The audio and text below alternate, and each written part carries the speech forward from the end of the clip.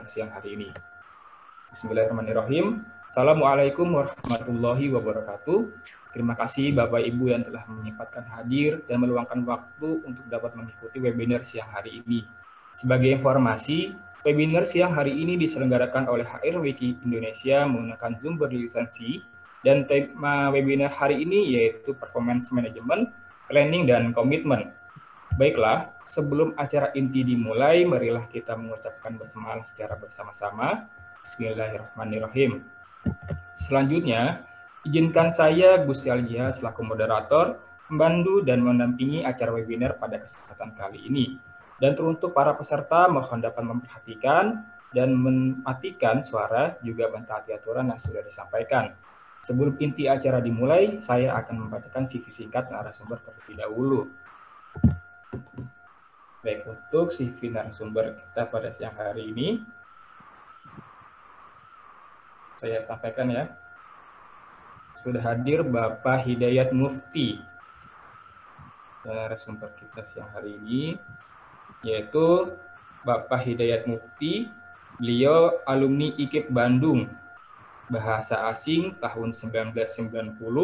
Kemudian beliau juga alumni ITB, Informatik 1991, beliau alumni Arden Univ UK HR Manajemen 1998, kemudian beliau juga sebagai praktisi manajemen sumber daya manusia tahun 1994, kemudian konsultan manajemen sumber daya manusia tahun 2000, kemudian konsultan hubungan industri tahun 2009.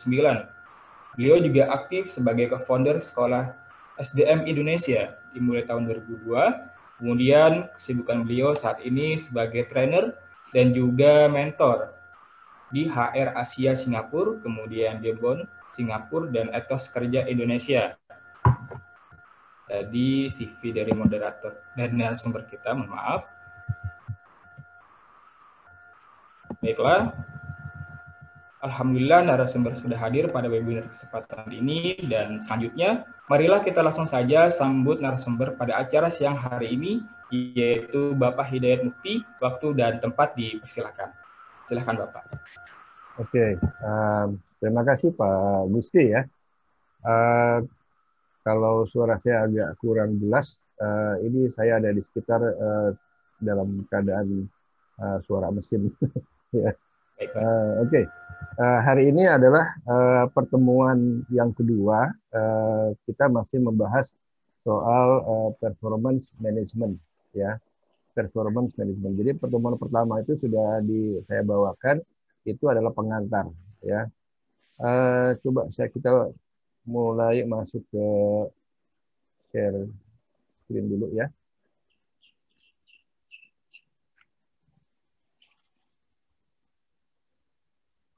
Oke.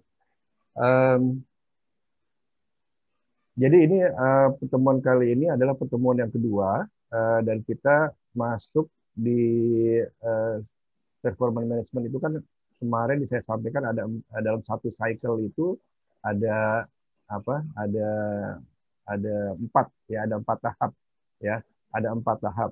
Nah, hari ini kita akan bahas di tahap yang pertama, yaitu planning and commitment, ya. Dan planning commitment ini isinya apa atau pekerjaannya apa yang akan kita kerjakan, yaitu formulating and compiling, ya. Oke, kita mulai aja.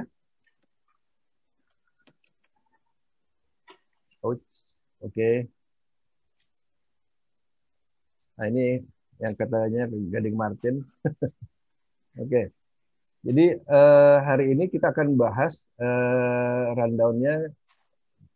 Yang pertama overview dari pertemuan pertama, ya, tentang PMS. Juga nanti kita akan sedikit membahas masalah kuis. Ini memang namanya kuis, tapi ini sangat penting ya untuk cara kita belajar. Kemudian juga nanti masih overview tentang pokok-pokok pikiran PMS. Dan yang kedua, pembahasan inti untuk hari ini adalah planning commitment. Kita akan belajar apa itu yang dimaksud dengan 9 komponen, kemudian pernyataan visi dibandingkan dengan 9 komponen, dan yang terakhir kita belajar atau mengenali yang namanya SMART. Tentu ini sudah pada tahu semua. Jadi inilah kira-kira nanti overview atau rundown yang akan kita jalani. Pertemuan hari ini ada tujuannya, ya secara umum, ya Bapak Ibu diharapkan memahami pentingnya pernyataan visi itu sebagai sumber tertinggi dari beberapa komponen yang terdapat dalam PMS, baik secara langsung ataupun tidak langsung. Itu yang diharapkan secara umum. Dan mengetahui perjalanan bagaimana pembentukan yang namanya Corporate Strategic Plan sebagai hulu target tingkat korporasi. Saya menyebutnya sebagai Corporate Strategic Plan. Mungkin Bapak menyebutnya sebagai target besar perusahaan atau apapun namanya itu, ya. Nanti kita akan perjelas. Nah, kemudian tujuan institusional khususnya setelah ini, setelah pertemuan ini diharapkan ya kita bisa mengetahui ya konsep penyusunan corporate strategic plan itu bagaimana, ya hubungannya dengan visi misi itu bagaimana, dan yang terakhir mengetahui konsep dasar penulisan target secara sederhana, ya itu yang diharapkan. Ini kita overview di pertemuan lalu. Ya, di pertemuan lalu ada pokok pikiran, ya apa itu yang dimaksud dengan PMS? PMS itu dalam HR management bagaimana kedudukannya? Terus ada lagi PMS dengan performance appraisal sama apa enggak? Ya, terus siapa aja yang berperan dalam lingkar PMS? Ya, nah kemarin kita udah bahas seperti ini, ya. PMS itu sebuah pendekatan sistematik yang berproses, ya. Tujuannya untuk peningkatan kinerja. Kinerjanya siapa? Kinerja perusahaan, divisi atau departemen, dan individu. Bagaimana caranya? Nah, caranya melalui kegiatan identifikasi, pengukuran, evaluasi, dan perluasan kualitas kinerja untuk mencapai tujuan. Nah, itu yang kemarin sudah kita bahas, ya.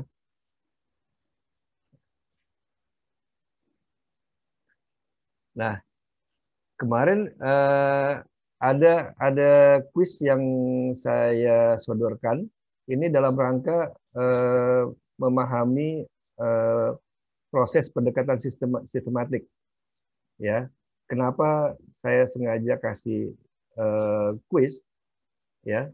Karena salah satu yang dipersyaratkan dalam kalau mau ikut uji kompetensi itu ada yang namanya syarat keunggulan dalam berbahasa Indonesia, ya, keunggulan dalam berbahasa Indonesia. Kenapa sih kok seperti itu, ya? Iya, karena sorry.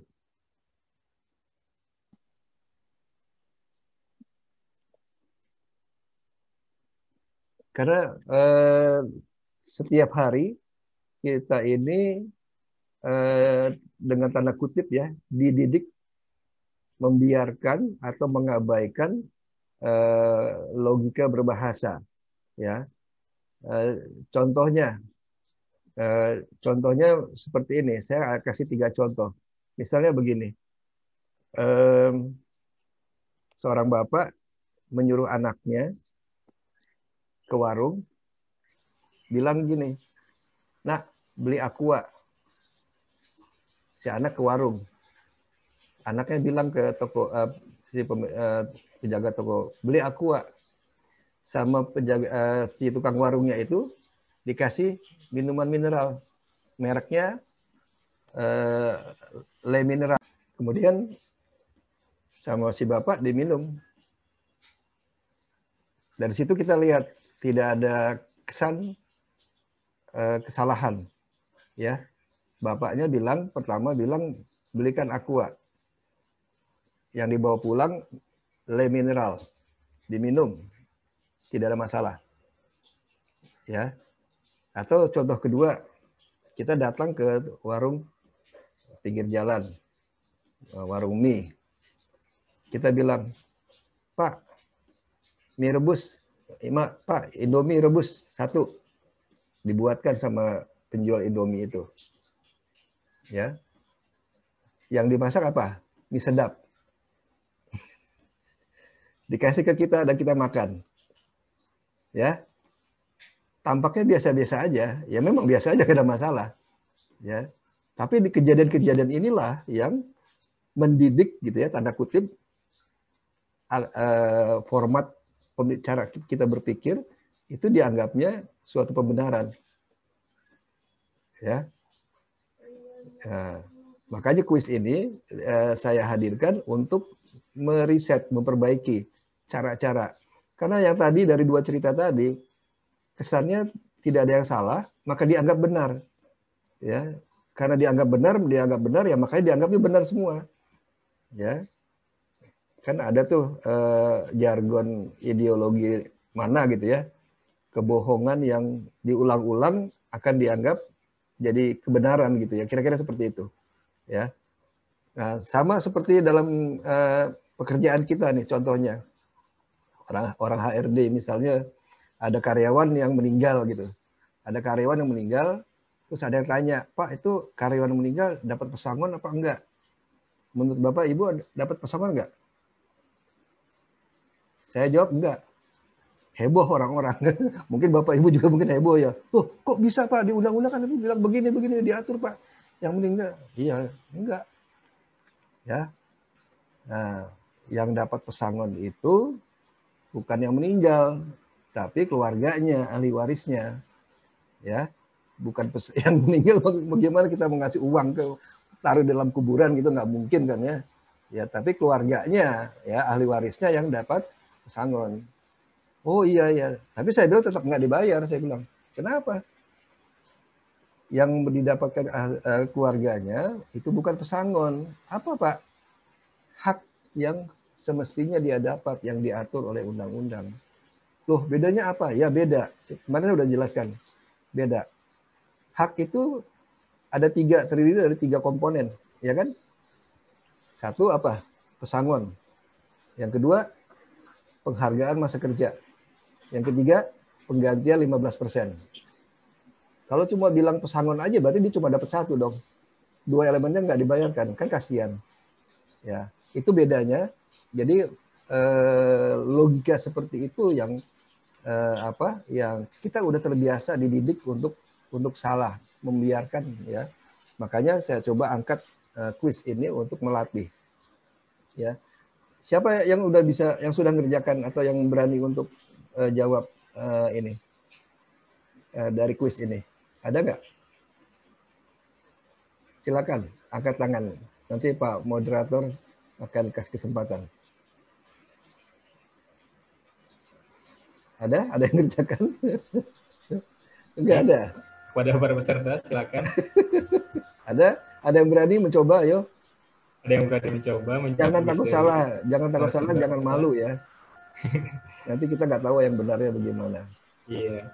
Jadi, silakan. Jadi langsung aja ya. Kalau ada yang angkat tangan ya. Kalau nggak ada ya saya coba saya jelaskan. Jadi begini, di sini ini nanti akan mempengaruhi cara kita berpikir, bertindak pada saat kita mempelajari pelajaran-pelajaran selanjutnya setelah pertemuan yang ini. Mungkin pertemuan besok atau yang berikutnya kita udah mulai saya udah mulai menerapkan pendekatan sistematik ya. Ini gambarnya ada cowok, ada cewek ya, kiri kanan. Perintahnya angkat atau ambil salah satu smartphone tersebut. Nah, yang diminta sebutkan setiap momentum yang harus dilakukan untuk memenuhi tugas tersebut. Lihat, di situ ada cowok, ada cewek. Ada handphone juga, ada smartphone. Clue-nya 1, cowok, cewek. Kemudian ada smartphone. Yang ketiga, clue-nya adalah jarak si cewek lebih dekat kepada smartphone tersebut dibandingkan si cowok. Ya. Coba kalau Pak Gusti, coba deh Pak Gusti yang jawab deh. Kalau Pak Gusti bagaimana cara menjawabnya Pak? Coba sebutkan momentumnya Pak. Pak Gusti. Loh, iya Pak. Bisa nggak ke Pak Gusti jawab ini? Sepertinya belum, Pak. Belum ya? Oke.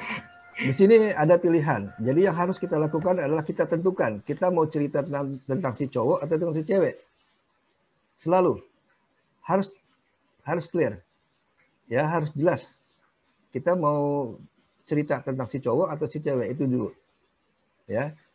Oke, sekarang kalau saya cerita tentang si cowok. Berarti nah ini langkah pertama sudah menetapkan tujuan, target. Tujuannya atau bagaimana saya sudah menentukan, oh cowok dulu. Ya, cowok dulu. Ya, saya bukan cowok dulu, sorry. Saya memilih cowok. Kalau ada yang mau cewek silakan. Ya, boleh. Oke. Satu ya. Saya bercerita tentang yang cowok. Nah, momentumnya yang harus dilakukan pertama kali, si cowok harus berdiri. Iya kan? Harus berdiri. Setelah berdiri apa? Momen ketiga, memperkirakan jarak. Ya, memperkirakan jarak. Memperkirakan jarak dari dia berdiri ke smartphone. Kira-kira, sebutkan aja, kira-kira berapa? 10 langkah atau 5 langkah.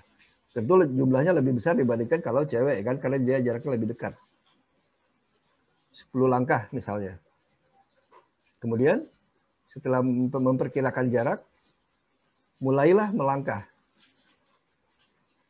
Kemana? Jangan cuma asal bilang mulailah melangkah, tapi harus tentukan melangkah ke arah apa? Ke arah smartphone. Jangan cuma bilang mulailah melangkah, nanti melangkahnya kemana? Ke Ancol, ke mana gitu, ke puncak, nggak jelas. Tapi jelas ke arah smartphone. Jelas kan? Karena jaraknya cuma 10 langkah misalnya. Ya. Terus setelah 10 langkah apa? Berhenti. Sebutkan, harus katakan berhenti. Karena kalau nggak disebutkan berhenti, mungkin dia lari-lari di tempat atau berjalan di tempat. Mungkin saja. Jadi harus definitif, harus definitif. Ngapain setelah 10 langkah? Berhenti. Setelah berhenti apa? Apa langsung ambil? Tidak. Dia harus jongkok. Misalnya, jongkok. Lakukan jongkok. Kemudian, menetapkan smartphone mana yang mau diambil. Yang Galaxy atau yang Vivo. Misalnya Vivo. Jadi menetapkan satu smartphone-nya Vivo yang akan diambil. Terus bagaimana? Gunakan tangan. Tangan mana? Tangan kiri atau tangan kanan? Itu harus jelaskan. Tangan kiri misalnya atau tangan kanan. Gunakan tangan kanan untuk meraih smartphone Vivo. Raih, genggam, kemudian apa? Ya, sudah terpenuhi kan? Sudah diambil atau sudah diangkat. Jadi untuk memenuhi satu perintah, angkat atau ambil salah satu smartphone tersebut, coba Bapak Ibu bayangkan tadi momentumnya ada dicatat nggak? Ada berapa? Pertama berdiri, yang kedua mengukur jaraknya berapa langkah, kemudian melangkah menuju smartphone tersebut, kemudian berhenti, kemudian jongkok, kemudian menentukan smartphone merek mana yang mau diambil, kemudian gunakan tangan kiri atau kanan, kemudian raih, maka terpenuhilah apa tugas tersebut. Memang kelihatannya ini seperti kok bertele-tele ya gitu kan, bertele-tele jelimet gitu kan. Ya itulah karena kita terbiasa gitu ya, terbiasa pembiaran kayak tadi contohnya waktu dengan 3 contoh cerita tadi. Karena apa? Karena dianggapnya biasa, dianggap tidak ada kesalahan. Nah dalam kedepannya dalam penyusunan ini kita akan apa namanya mengambil pendekatan sistematiknya itu harus teliti seperti itu. Ya, harus teliti seperti itu. Oke, kita lanjutkan. Tadi kuisnya, jadi bisa dicatat apa yang harus dilakukan. Si cowok, pilih cowok atau cewek. Kemudian kalau misal pilih cowok, dia harus berdiri dulu. Kemudian mengukur perkiraan. Nah, nanti dalam membuat target kerja tuh kira-kira akan seperti itulah. Ya, akan seperti itu. Apalagi nanti kalau kita lagi nanti masuk sampai di pelajaran job desk atau KPI, menulisnya juga seperti itu. Ya, di awal saya udah kasih petunjuk kalau lihat ada tulisan warna biru, warna hijau, nah itu saya membiasakan Bapak Ibu untuk melatih matanya. Oh, hijau berarti target yang diinginkan. Oh, biru itu artinya kondisi saat ini yang diharapkan. Ya, seperti itu. Ya, di pertemuan kemarin ya, kemarin ini kita masih overview dulu ya. Jadi kemarin itu yang namanya PMS tadi juga di grup ada yang tanya. Jadi kalau PMS sendiri sebenarnya udah satu cycle kemarin udah saya jelaskan di pertemuan pertama ya. Jadi yang satu cycle itu terdiri dari 4 tahap ya. Yang pertama planning commitment, kedua coaching monitoring, ketiga PA performance appraisal, yang keempat review dan evaluation. Nah, hari ini kita akan bahas di planning commitment ya, dan kita akan belajar bagaimana menyusun target perusahaan dan menyusunnya, mengcompile-nya untuk siap diserahkan ya. Jadi ini pertemuan yang kemarin ya, pertemuan kemarin. Nah, kita akan belajar bagaimana menyusun yang namanya corporate strategic plan. Mungkin ada yang tanya, oh Pak, saya kan masih staff, ya saya kan ini masih staff, saya masih ya new entry lah, masih buat apa pentingnya? Ya, yang namanya ilmu pengetahuan penting, ya. Kita belajar dulu, baru siap. Ya, seperti pilihannya begini, kalau Bapak, Ibu sekarang belum jadi manajer, pilihannya belajar bahasa Inggris dulu, kemudian jadi manajer, atau jadi manajer dulu, baru mulai belajar bahasa Inggris. Seperti itu, ya. Karena para manajer atau para direktur itu pun belum tentu semuanya tahu cara bikin target kerja itu bagaimana untuk level perusahaan, itu belum semuanya tahu dia, ya. Jadi apa namanya, ini pentingnya kita belajar pengetahuannya dulu, ya. Kemudian nanti kita akan menyusun bagaimana satu persatu detailnya, ya. Kemarin itu di pertemuan lalu itu ada apa namanya, ada ini yang saya kasih seperti ini ya.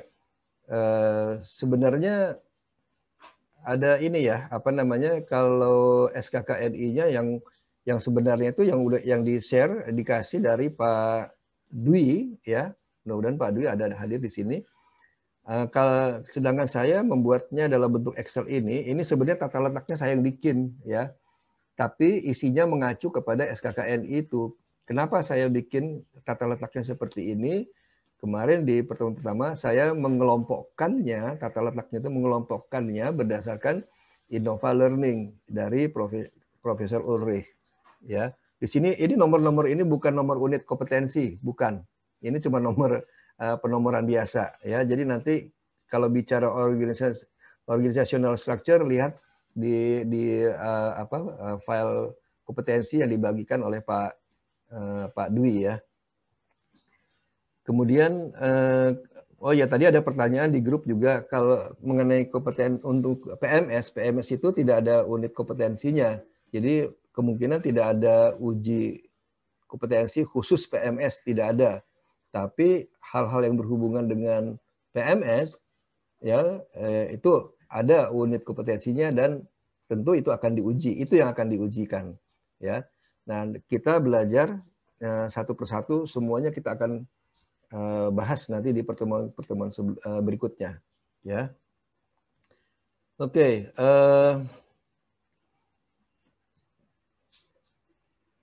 kita akan mulai masuk ke planning and commitment. Jadi yang pertama kita sudah dapat jawaban bahwa performance appraisal itu bagian dari PMS ya.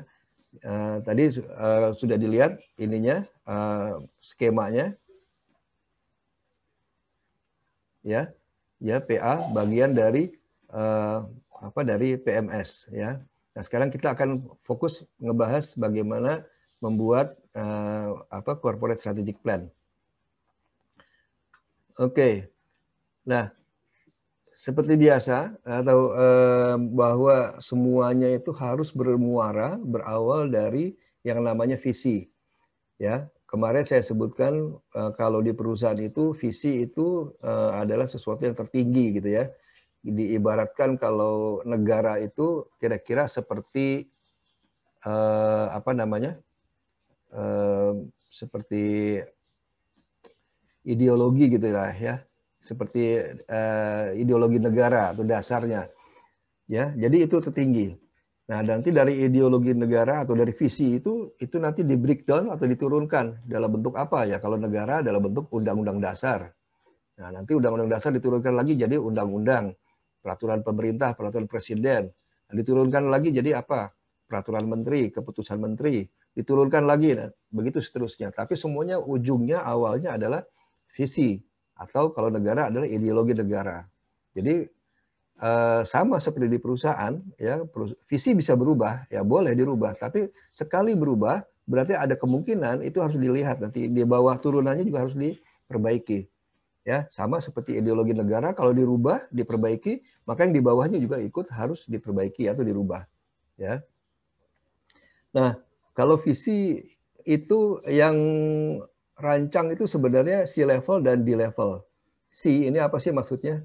C-level itu maksudnya kayak seperti komisaris, ya, CEO, ya, yang depannya huruf C semua gitu ya. Nah, kalau D-level itu adalah para direktur, presdir, direktur utama atau direktur HRD, direktur keuangan, direktur produksi, semuanya titelnya direktur. Nah, jadi itu sebutan C-level dan D-level, ya. Nah, ya untuk penyusunan target itu kalau sudah punya PMS ya lihat PMS sebelumnya. Tapi kalau belum punya berarti start awal mulai. Kemudian target itu disusun dengan memperhatikan perakiraan durasi pencapaian. Ini ada 2 tahun jangka pendek, 3 tahun jangka menengah, 5 tahun jangka panjang itu bukan sesuatu yang wajib, bukan sesuatu yang universal. Itu dikembalikan kepada masing-masing perusahaan. Ya, ini teori dasarnya kalau dari Innova Learning bahwa itu durasinya adalah 2 untuk jangka pendek, 3 tahun untuk jangka menengah, dan 5 tahun untuk jangka panjang. Tapi itu dikembalikan ke masing-masing perusahaan. Kemudian apa sih yang jadi sorotan pembuatan target itu? Yaitu ada 2, ada resources dan ada aset. Ya. Apa itu resources? Resources yang terkait dengan bisnis brand, stakeholder, capital, dan tujuan akhirnya adalah persoalan goodwill dan legacy. Ya. Kalau aset ya terkait dengan bisnis prosesnya, capital, produknya, marketnya, dan terakhir ujung-ujungnya adalah masalah opportunity. Nah, itu nanti dalam pertemuan yang lain nanti kita akan coba sedikit singgung ini ya, tapi nggak akan lari atau lewat dari 2 hal ini, resources dan aset ya. Cirinya bagaimana? Kalau Bapak Ibu misalnya di sini yang udah di posisi sebagai manajer mungkin pernah dapat tugas target ya. Kalau masih bicara soal SOP itu berarti masih bisnis proses ya. Masalah perbaikan kinerja ya itu berarti masalah bisnis proses juga ya. Itu tapi kalau udah dilibatkan masalah resources, bisnis brand, nah itu berarti ada di pertengahan ya, sudah mulai beranjak ke tingkat selanjutnya ya. Nah, untuk setiap komponen target yang disusun oleh C-level dan D-level itu idealnya itu harus bisa merangkum 3 divisi. Kalau di sini saya menyebutnya divisi, mungkin di Bapak Ibu bisa diartikan sebagai departemen begitu ya, sama saja. Ya, jadi satu pernyataan target itu harus bisa diakomodir atau bisa diperuntukkan untuk minimal 3 divisi atau 3 departemen. Itu ideal, itu sangat bagus ya.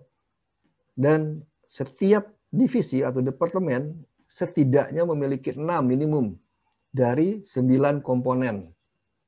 Ya. Komponennya apa saja? Nah, komponennya kita akan lihat ya, 9 komponen itu apa? Ini dia komponennya. Nah, ini kalau di sini ada yang pakar-pakar marketing sales bisa bantu saya untuk menjelaskan. Karena di sini sebagian ada yang istilah-istilahnya dari marketing sales nih. Oke.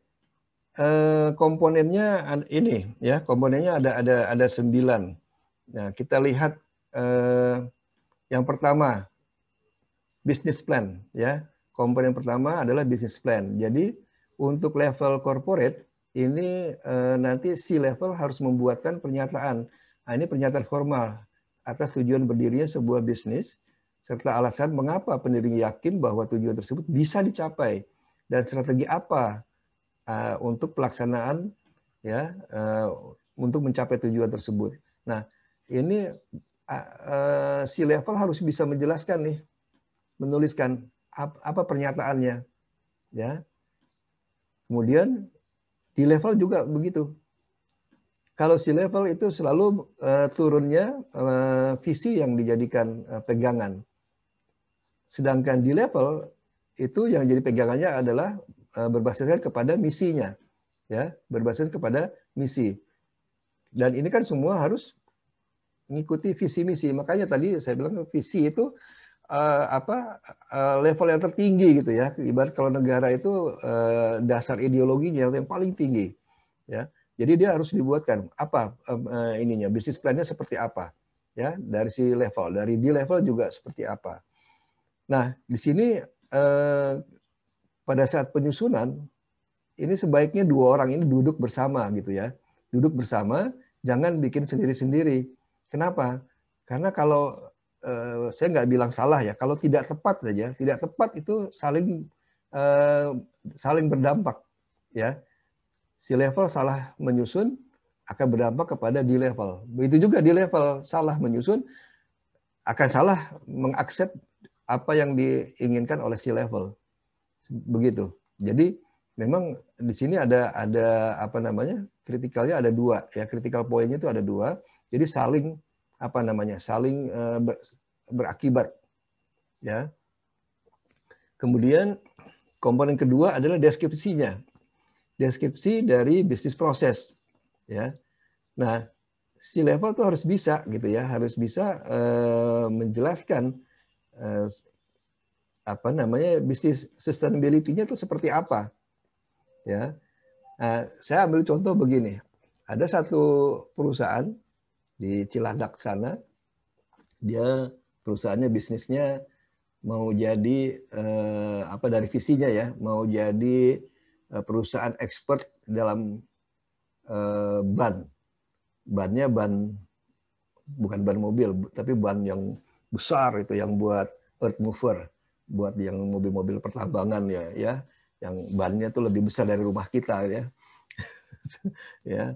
Nah, itu mau jadi expert itu. Dia dalam bisnisnya itu menjalankan 3 usaha. Ya, visinya bilang begini, ingin menjadi perusahaan expert dalam urusan ban. Melalui apa? Melalui 3 usaha.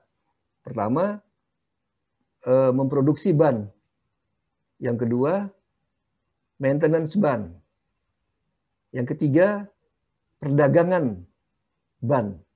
Jadi produksi, maintenance, perdagangan. Ya. Jadi dia dia ada bisnisnya dijalankan dalam 3. Jadi ada 3 usaha itu. Itu maunya begitu gitu ya. Tapi dalam bisnis sustainability-nya dia salah menuliskannya ya. Dia lebih fokus kepada expertise-nya ya. Nah, akhirnya apa? Strategi yang dibuat oleh di levelnya juga mengikuti yang salah tadi, yang tidak tepat ya. Jadi kalau ada di Bapak Ibu misalnya ada perusahaan yang misalnya sepatu gitu ya, memproduksi sepatu basket dan sepatu bola gitu kan, itu beda tuh. Walaupun sama-sama sepatu ya, sepatu bola tipis ya, sepatu basket tebal ya, dari fisiknya aja udah beda. Nah, itu jangan cuma bicara sepatu saja begitu ya. Nah, harus dijelaskan bisnis sustainability itu apa sih? Bisnis sustainability itu artinya apa? Keajekan ya, ajek atau kemapanan bisnis gitu. Itu harus dijelaskan. Kan ini terjemah ini juga artinya kumpulan aktivitas yang terstruktur. Jadi kalau kumpulan bisnis sepatu basket ya basket, dan sepatu bola ya sepatu bola. Jadi harus dijelaskan dua-duanya. Ya. Kenapa? Kalau salah di sini, maka impact-nya itu akan kalau yang nomor 2 ini impact-nya nanti kepada ini business intelligence. Iya dong, salah. Nah, ini kalau ada orang marketing bisa jelaskan marketing intelligence itu apa ya? Marketing strategi. Ya, ini akan salah, ya. Kalau salah ya bagaimana? Nanti akan salah semuanya ya. Ini memang 9 komponen ini memang saling berkaitan. Jadi memang memerlukan kehati-hatian dan yang lebih penting adalah memerlukan track record pengalaman ya di urusan target. Ya, target bisnis, target kerja dan target-target lain. Ya. Kalau di level dia akan membuatkan SIPOK. Pernah dengar SIPOK ya?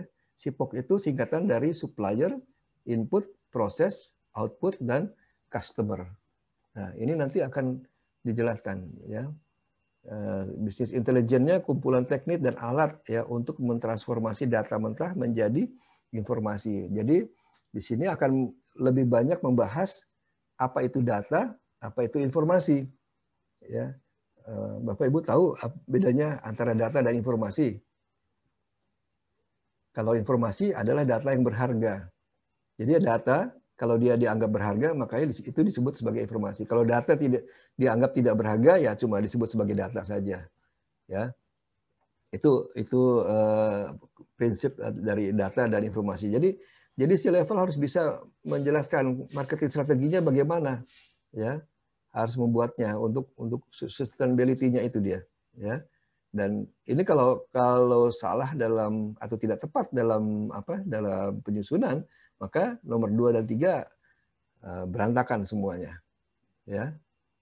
Nah, kemudian masuk ke berikutnya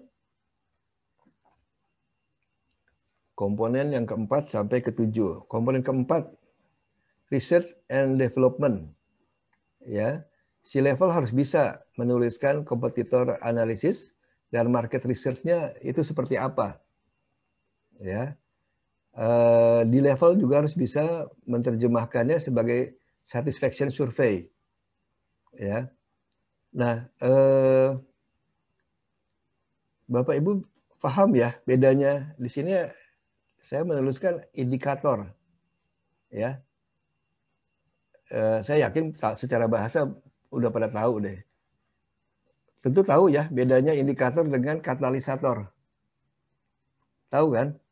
Kalau indikator itu apa? Yang dilihat perubahannya. Tapi kalau katalisator itu berarti melihat apa yang membuat itu berubah gitu. Ya, apa yang membuat itu berubah. Jadi kalau indikator perubahannya, hasil akhirnya, tapi kalau katalisator faktor apa pembuat perubahan itu. Nah, dalam kegiatan yang sebenarnya ini kadang-kadang suka salah. Contoh ada satu perusahaan FMCG di Jakarta Utara punya produknya sebenarnya bagus karena kalau ditaruh di luar negeri ditangani oleh entity atau institusi yang lain yang lebih profesional itu laku keras produknya di luar negeri karena ditangani oleh tangan yang tepat. Tapi di Indonesia, di Jakarta, jadi anak bawang. Anak bawang maksudnya kurang. Kenapa? Kenapa bisa begitu? Karena nggak bisa bedakan yang dilihat itu apa. Yang dilihat adalah katalisator, bukan indikator. Jadi dia punya satu unit atau departemen R&D, ya,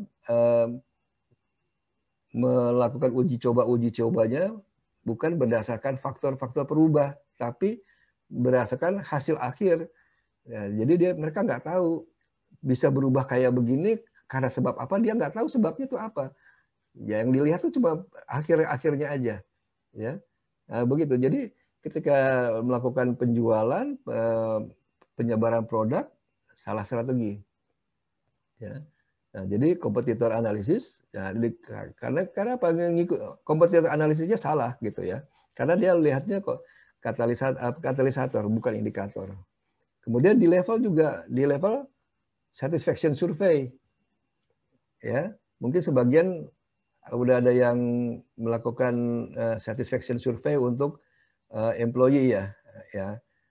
Tapi oke, bagus itu sudah melakukan. Tapi saya nggak tahu apakah setelah melakukan itu ada impact-nya ke dilaporkan apa impact-nya ke target perusahaan, atau cuma sekedar oh sudah survei, oh ya bagus hore silakan, udah sampai situ aja. Nah itu juga nggak nyambung gitu ya cuma bikin kegiatan saja akhirnya ya. Nanti semua ini kita akan bahas nanti di pertemuan selanjutnya. Satisfaction survey untuk bisnis itu bagaimana, untuk produk itu bagaimana, untuk employee mungkin sebagian besar udah ada yang tahu ya. Tapi untuk apa dan bagaimana ketiga item ini nanti dikelola, diproses, itu nanti kita akan bahas atau kita pelajari di pertemuan lain. Ya. Nah, research and development ini bagaimana kesalahannya? Ini tidak ada, walaupun tidak mempengaruhi kepada komponen lain, tapi secara bisnis cukup fatal juga sebenarnya kalau salah ya. Kalau salah cukup fatal juga. Oke, yang kelima, business design and development. Nah, ini bicara mengenai production process ya. Kalau di C level itu desainnya, kalau di D level itu development-nya ya. Jadi membuat business design and development untuk dalam bisnis proses itu, production proses itu, ini kadang-kadang yang banyak juga kesalahan yang suka dilakukan di dalam perusahaan.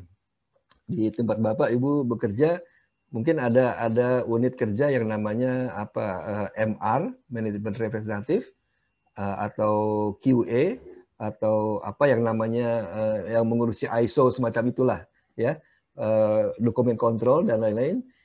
Dia bikin production process atau business process ya, bikin production process berdasarkan business process.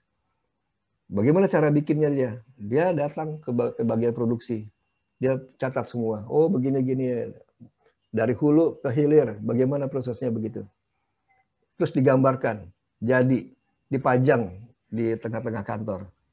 Inilah produk bisnis proses kita. Di sini bagian ini proses produksinya kayak begini. Ya, itu benar atau tidak? Ya, untuk sementara kita bilang benar. Tapi sayang, ya, dia hanya melihat apa yang kelihatan, ya, apa yang kelihatan itu yang dituliskan, didokumentasikan. Tapi tidak pernah membandingkan ke sini, ke bisnis desainnya. Ya, itu sebabnya kadang-kadang dalam bisnis proses dan production proses, kadang-kadang suka ditemukan anomali. Ya, kadang-kadang ditemukan, oh ini kok prosesnya bilang begini, tapi kenyataannya nggak bisa begini, atau kok agak beda gitu ya. Nah, itu kenapa bisa temu? Karena memang nggak pernah mengacu kepada ini business design dan development. Ya, ini challenge buat orang-orang QA atau MR atau ISO atau quality management ya. Di sini juga harus hati-hati karena kalau tidak tepat lah ininya ke maturity plan.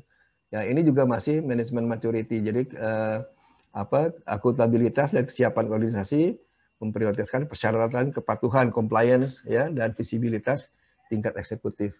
Nah, ini kalau di keuangan, di finance itu membuat authority level, di HR juga membuat authority level, kemudian menentukan chain of command-nya bagaimana, chain of ethic-nya juga harus ada, yaitu harus didefinisikan oleh C level. Ya, nah ini juga di D level harus disiapkan ya.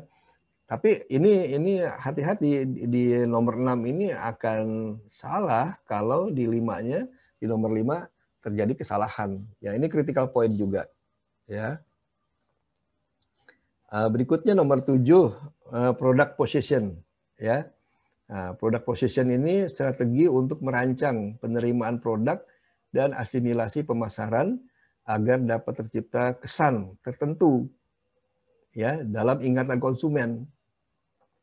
Nah, ini nomor 7 ini ada dulu di Indonesia begini, ada contohnya. Ada satu produk mie instan ya, dulu pertama kali mie instan mereka jual itu di toko-toko, bukan di toko ya kalau dulu bahas. Kalau zaman dulu itu yang namanya supermarket tuh masih wah gitu ya, nggak kayak sekarang supermarket udah ada yang mini, jadi nggak begitu wah gitu ya. Dulu supermarket itu mereka jual produknya mie instan itu di supermarket gitu, eksklusif gitu ya. Nah, bukan kurang, tidak berhasil ya, tidak berhasil. Udah dikasih bonus, dikasih apa namanya lah, pemanis-pemanis, pokoknya aksesoris ya, hadiah-hadiah, tetap aja nggak berhasil ya. Kemudian masuk satu orang ya, orang sales ya, dia punya ide. Waktu itu idenya konyol, dianggapnya konyol atau dianggapnya nggak jelas gitulah ya. Jadi kalau orang itu memasukkan produknya bukan di level yang seperti itu, dia masukkan di pinggir jalan, warung-warung kecil, warung rokok gitu ya, yang kecil-kecil gitu. Itu produknya ditaruh di sana, ya. Justru malah akhirnya apa? Justru produknya dikenal dari kalangan bawah, justru lebih kuat, bikin pondasinya di marketnya, persaingannya nggak ada saingan gitu ya, nggak ada saingan. Bukan cuma karena produknya baru pada saat itu, tapi memang secara ini memang nggak ada saingan, karena nggak ada yang berani ya. Cara berpikirnya memang out of the box waktu itu ya. Akhirnya sampai sekarang lah, karena namanya udah, produk competitiveness-nya sudah bagus, sampai berhasil mendidik kita gitu ya. Kayak tadi contoh yang saya bilang tadi, beli mie instan, menyebutkan satu merek gitu kan, yang dimasak merek lain gitu, dan dianggapnya benar gitu. Kenapa? Karena kita udah dididik dengan nama itu gitu ya. Nah, dan ya, acceptance-nya juga berarti ya udah accept gitu, udah bagus ya kan. Nah, seperti itu. Nah, itu komponen yang ketujuh. Jadi kalau salah di nomor 5 ya, production prosesnya salah, maka impact-nya itu di nomor 7 ya, baik di C-level dan D level ya. Karena C-level juga pasti akan merefer atau melihat data-data atau statement dari D level nomor 5 ya. Oke, komponen ke-8.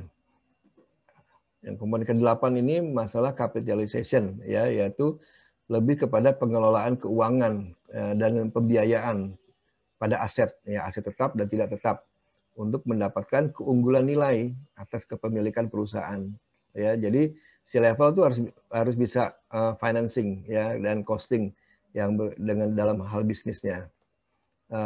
Dan di level juga harus bisa menyusun budgeting.